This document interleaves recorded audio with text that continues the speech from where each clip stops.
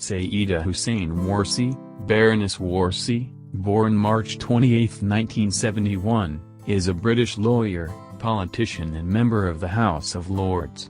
Warsi was the second of 5 daughters born at Dewsbury, West Riding of Yorkshire in 1971 to Pakistani immigrants from Bhil, Gujar Khan. Her ancestors are from southern Pakistan. Her father, Safdar Hussain, is owner of a bed manufacturing company, with a turnover of £2 million a year, who started life as a mill worker and a bus driver. Warsi has said that her father's success led her to adopting conservative principles. Warsi was the Conservative parliamentary candidate for Dewsbury at the 2005 general election, having been added to the controversial Conservative Party A-list for priority candidates, and thereby becoming the first Muslim woman to be selected by the Conservatives. Although she was unsuccessful in her 2005 election bid, she served as a special advisor to Michael Howard for community relations, and was appointed by David Cameron as vice chair of the Conservative Party with specific responsibility for cities. On November 30, 2009, Warsi was pelted with eggs by a group of Muslims whilst during a walkabout in Luton. The protesters accused her of not being a proper Muslim and of supporting the death of Muslims in Afghanistan.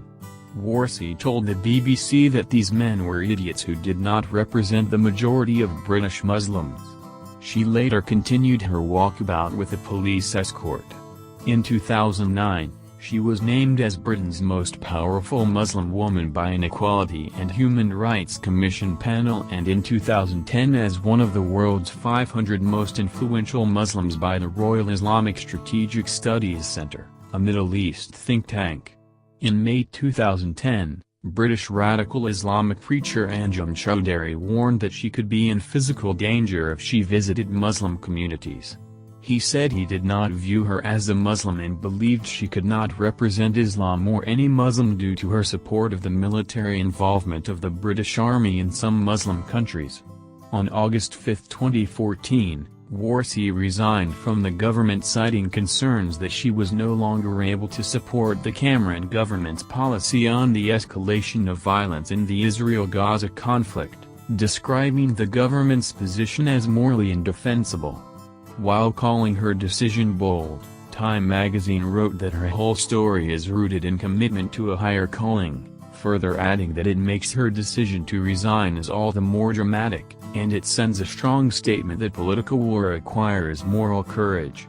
In her resignation letter, Warsi defended her decision. "I always said that long after life in politics I must be able to live with myself for the decision I took or the decisions I supported. By staying in government at this time I do not feel I can be sure of that.